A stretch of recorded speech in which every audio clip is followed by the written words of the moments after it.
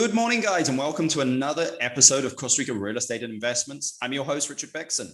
Today, we have the honor of having Jim Damalas. Jim has been in Costa Rica for over 30 years and is CEO and owner of Greentique Hotels. Greentique Hotels has hotels in San Ramon, Viet Blanc, Santa Juana Lodge, just above the Quepos area, Manuel Antonio, which is the Hotel Si Como No, and Aguila de Osa in the Osa Peninsula. So Jim has done it all, sustainably. So it's going to be interesting trying to figure out how we talk hotels, real estate, investment, and how we do that sustainably. So remember, if you guys have any questions or you'd like to see future guests on any of the future podcasts or any themes, please do let me know. I'd be happy to search the network and get these answered for you. And remember, if you do like this, please subscribe. The link is in the details. Thanks, guys. Good morning, Jim. How are you doing? I'm fine, and you? How's it going where you're at? Very, very good. A bit cloudy here in San Jose today. How's Manuel Antonio?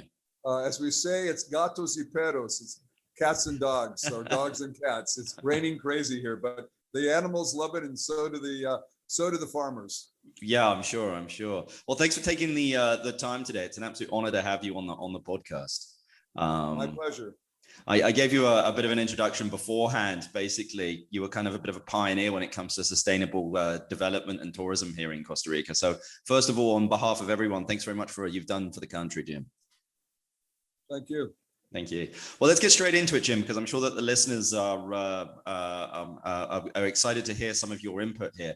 Jim, I'm going to start off something new in this podcast, which is kind of asking people where their favorite areas of Costa Rica are, because a lot of people listening might not have an idea of kind of what's available in Costa Rica. They just know some areas, but like kind of asking people that have been here for a long time, what are your favorite areas of Costa Rica, Jim, and why? Well, I'm prejudiced because they're where we have our Greentique properties. That would be here in Manuel Antonio, where I'm at today. It's a beautiful area. When it comes to nature, it's blessed.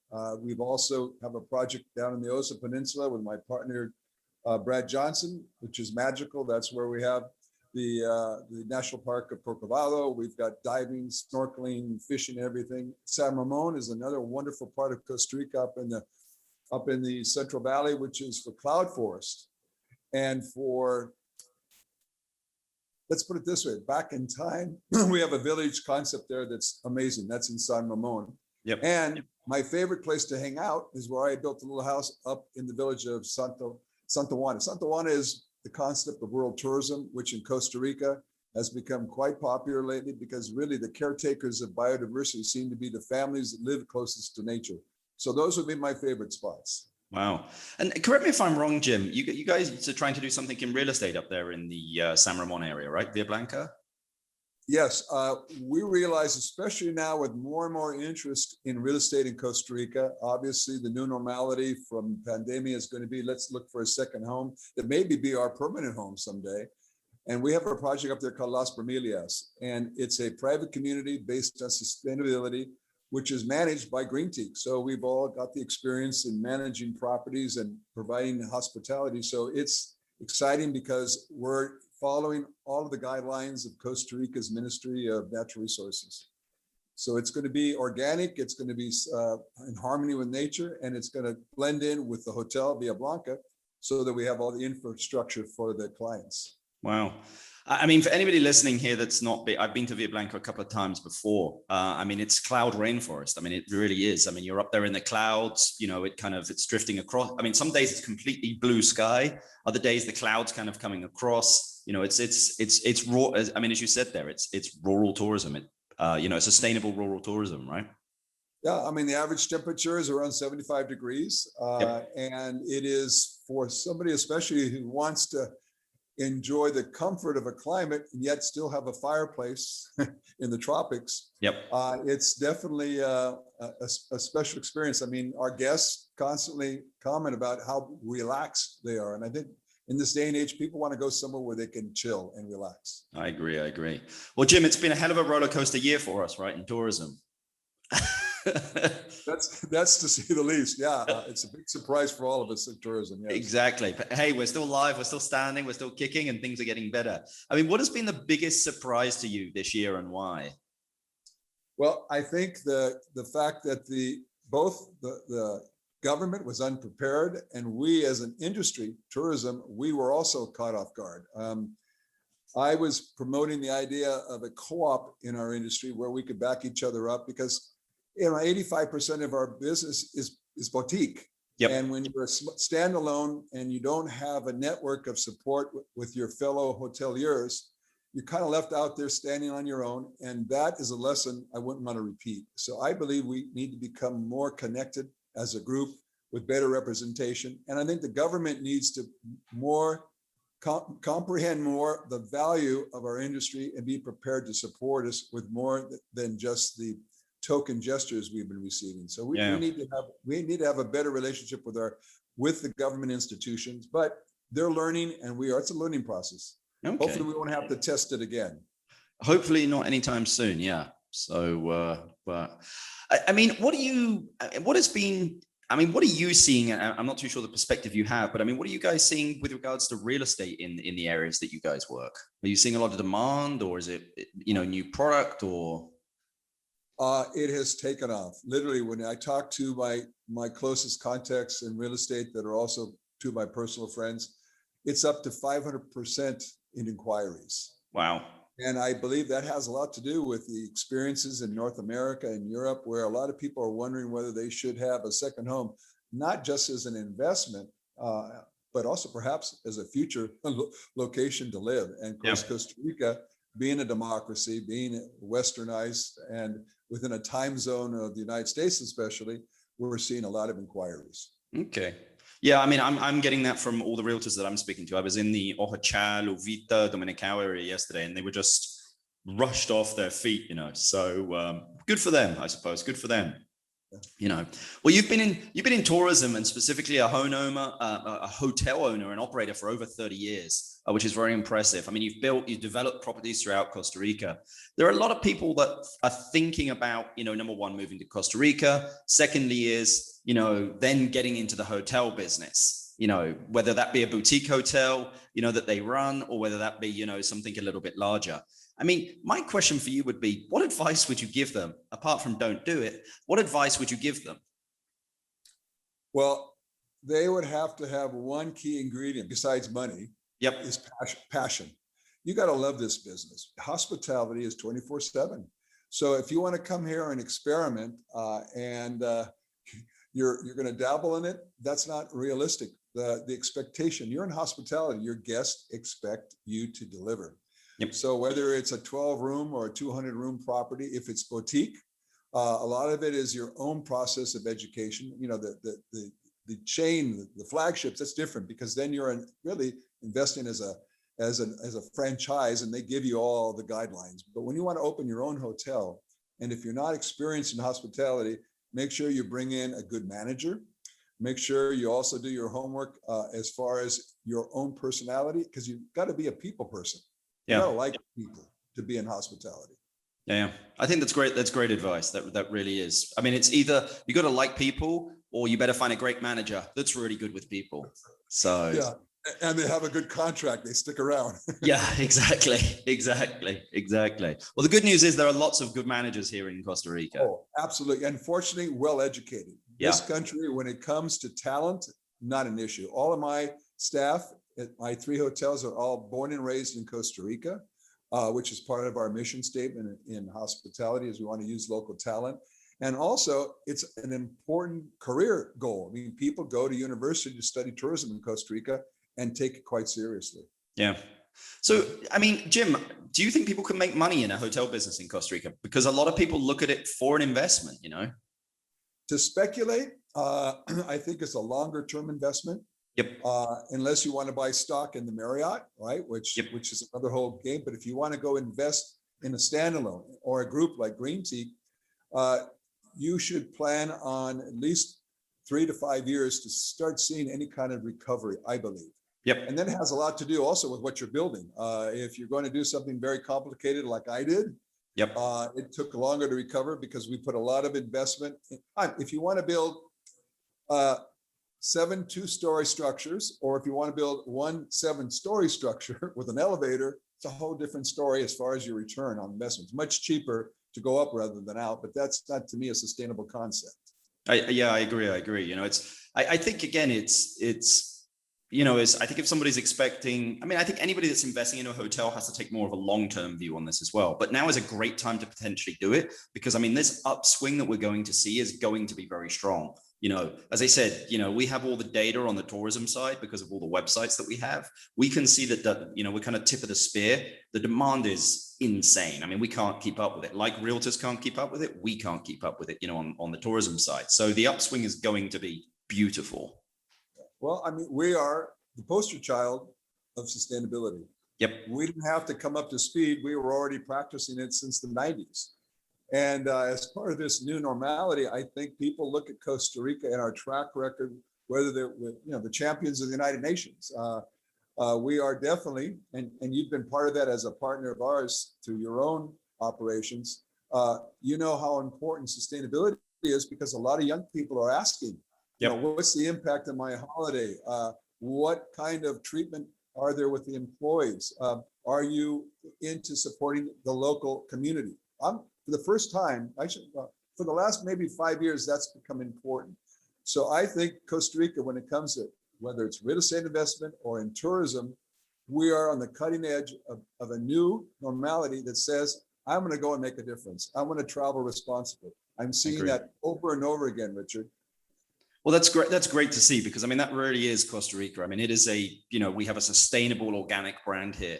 And I think that very much people like yourself and other people that came here in the 90s, 80s, well, 70s, 80s, 90s, you know, this is kind of like an organic thing that's happened here in Costa Rica. It wasn't that just like we've had big hotels come in and Costa Rica is now like, you know, a Mexican destination. I mean, it's been basically, it's like the jungle here. It's very naturally grown, thank God, you know, and very sustainable.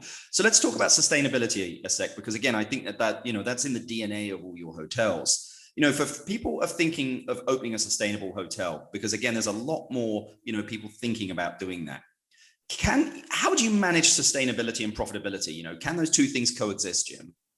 Well, first of all, when you say sustainability, it's usually behind the curtain. It's back of the house. Yep. It's things that aren't necessarily what the guests will appreciate firsthand, because they might look at a pillow gift, a pillow menu, or the sheet count of threads, or the chef's name. Those things obviously are very typical in any property. But when you get into sustainability, you're talking about things like sanitation plants, solar energy, recycling. You've got many things you do that are cost and aren't necessarily what the guest is paying for. Yeah. But you want to reduce your impact. If you want to make a difference in your carbon footprint, you've got to be able to invest in those areas. And then you have to be able to have the patience for your brand to be established so that that market niche will find you. Fortunately, like with your operations, you look for those properties, but many people don't look beyond, you know, the front door, the look of the room. And so those people, it's harder to sell to. So we find it very important to create alliances with inbound operators and with agencies in Europe that specifically are targeting those market niches, because if not, it's hard to make a living because people won't pay the difference. I charge the same rate as my competitor, but if my competitor is polluting and he isn't supporting his community, whatever, the guest doesn't know that. They just want to know what's going to cost, and you're $10 more a night than they are. Yeah. So that's education, but we're seeing that come through, but that takes time. So yes, you can be profitable and you can be sustainable, but it's more energy, it's more commitment. Yeah. Well, I mean, I think you just make a good part here on solar. You know, I mean, solar can have a financial return because, I mean, again, you know, a lot of it's an emotional decision backed up by logic of the idea of having solar is pretty cool, especially here in Costa Rica, we get tons of sun. The logic side of it is, you know, yes, I mean, it will return over the long term. So, you know, I think that's it. As you mentioned, there is investing in a hotel is going to be a probably 3 to 5, maybe 7 year play, you know, but also investing in sustainability as well is going to be a longer play, you know, on that. But it's not, but it's also you're preserving the area that you're at, because there's nothing worse than having this profitable hotel if it's polluting, you know, because that reputation can go away in 2 seconds, you know, if you get caught. Exactly. And that's why today you're seeing more people ask those questions. Yep. They do want to know the impact. So, you know, I started early, too early as far as sustainable hospitality, but it's caught up now. And I think this whole thing with COVID is going to make it even more important.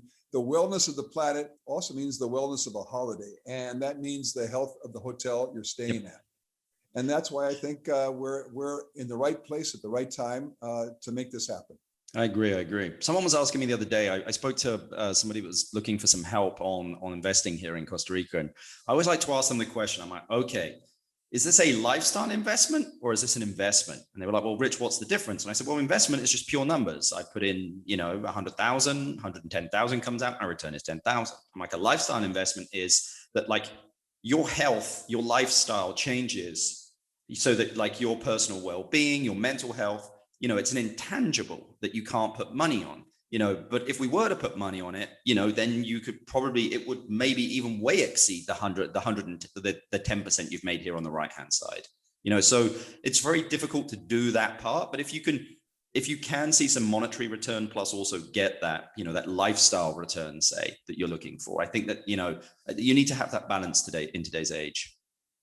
Absolutely. And that's why I am convinced that right now, when I have people ask me that are guests, they're interested in real estate, they're interested in investment in commercial, whatever it is that they're looking for, we always end up talking about, why do you want to pick up and move to Costa Rica? And they usually say, because I want a change in my life. Well, it's lifestyle. Well, if you want a change in your life, maybe that has a price that you should incorporate into. Otherwise, again, buy shares at Marriott on Wall Street.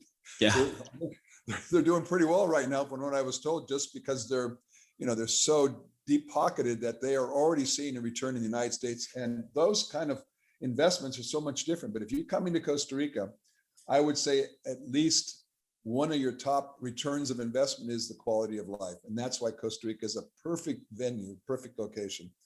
And I know after 30 years, I have no regrets when it comes to having made that decision, because I see it in the response of guests. Why are these people so nice and friendly? Why is everybody so happy? Well, when you have medical health care, excellent education, good infrastructure, especially for countries with only 5 million people, we've got our act together for health. And we do so because it's a priority. So if you want to come to Costa Rica, expect to be able to fall in love, because if you don't fall in love with the culture, you may end up moving home again too, because it is another culture. Yeah. I think that's a great point, is the cultural part. That's why I always say to people when they're looking to buy something down here, just come and stay for a little bit first, just to make sure that you understand that like queuing is different here. We could go on and on about the things that are different here, but it's also the beauty of this place as well. It's a little bit more relaxed. So I think I'm finding that now. Again, as I mentioned, I'm buying a bit of land, so I think I'm driving the realtor nuts at the moment, because it's a clash of cultures. The British culture here with the Tico culture. So yeah, that should be fun. Jim, where do you think the gap in the hotel tourism market is at the moment? If you were to start a new concept tomorrow, or someone came to you and said, look, I'm starting a boutique hotel tomorrow, what would you suggest? What would be your advice for them? It's a tough question, because on the one hand, when we're talking about tourism, I think of the government too, because the government has a lot to do with how you're managed as far as all the regulations. As far as working in the industry as a boutique property ship, because you're out there, maybe with the tourist board, is around 30 to 40 rooms max. So when I should say really average is about 12 to 15. So you better make sure that you are in a community where you're not going to have big, huge franchises next door that are going to outperform you, out discount you, and out market you. So I think that hoteliers need to look at what is the master plan of where you're investing, which is your zoning. You need to look at what is the master plan for you to be in a destination where tourism is a priority. If not, you might be outperformed by agriculture and find them spraying chemicals around your hotel. So those are all things you have to have on a checklist. And the tourist industry is still young, so we still have lessons to learn. So as you said, you come, spend time here, come here a few times, go to different hotels, get to know the managers, question and answer if you really want to invest here, you should do that kind of homework, which you also suggested, because I find people coming here and they turn around and buy a lot and think they're going to build a home, because it doesn't happen that way. First of all, the permit process is lengthy. You need to understand all the regulations. And if you don't have a master plan in your community, which is zoning, then you've really got to talk to your neighbors, go visit the municipality, talk to the Chamber of Commerce. There's a lot of homework you need to do before you spend a dollar and choose a place to build. I agree. Jim, if you could go back 5 years and tell yourself, like we had a time machine, and tell yourself to invest in something here in Costa Rica, what would it be and why? Groceries. I definitely get in the grocery business because it seems to be the only one that's thriving where I'm at. That and healthcare. No, right now, I would say, and here at C Como No, is a second home, meaning condominiums, but condominiums that are tied into a resort, because I feel we are very qualified in Costa Rica to do both, to provide the hospitality for the experience, but also the insurance, because if you're going to come down here and buy a second home, especially if it's a condo that you can close up and leave, or you can rent it in a rental pool, to me, if I had $500,000 again to invest, I would invest in a condo resort project that was sustainable, because it has all the ingredients of the trend. And I think the trend is permanent, which is wellness and responsibility. And at the same time, it gives you the opportunity to arrive at your second home, have everything ready to go. The AC is working, the refrigerator is well stocked, there's security. And when you're not here, they're renting it to the right customers. You've got all the insurance, everything is covered, because I talk to people who keep coming to me for lunch or dinner and crying on my shoulder because they bought a condo somewhere in Costa Rica or down the street and they're having nothing but problems. Yeah. They spend their entire time fixing everything that isn't working. And so, yes, I think that's a good investment, because more and more people are going to look for a second home in Costa Rica. As I said earlier, that might become their future permanent home. Well, I think you might be onto something here, because I don't know of that many.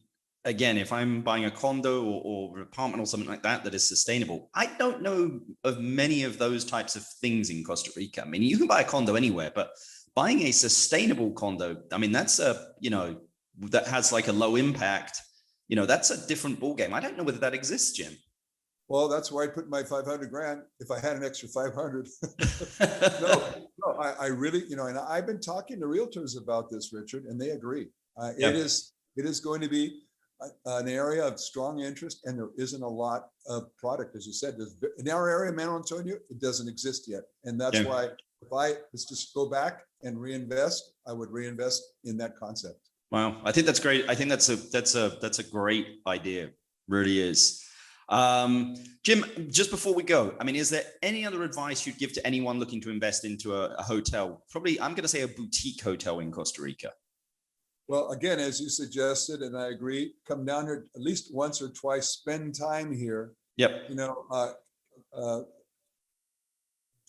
Have a list of questions ready to go and see the consistency of the answers to those questions, and travel around, stay in 3 or 4 different locations, go back to the ones you fall in love on the second trip, and narrow in the target of where you would like to invest. Because that's the only way. You're not going to go to Google and find that. I don't think. You have to do it emotionally. You have to do it by actually sitting down with a manager and or an owner, because I think most of us are happy to share. I find that as part of the culture of Costa Rica. Very much so. Do your homework.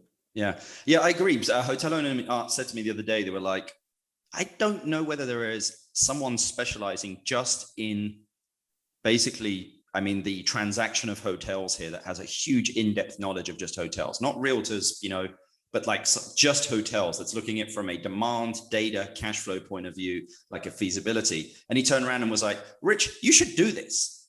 Well, I'm just about to say, you're the guy I would come to. Because with all the conversations we've had with you and Casey and your team, those are the kind of questions that you've been asking me, which are the kind of questions people should come to Costa Rica and ask themselves. Yeah. Get smart and do it with people who have been around the block, I think, and aren't going to be thinking you're their competitor either. So I mean, there's also subtle ways to ask questions, because some people are wondering, well, why are you asking me all these questions? But I would say that, yeah, it's a business potential that is amazing in real estate that ties into hospitality.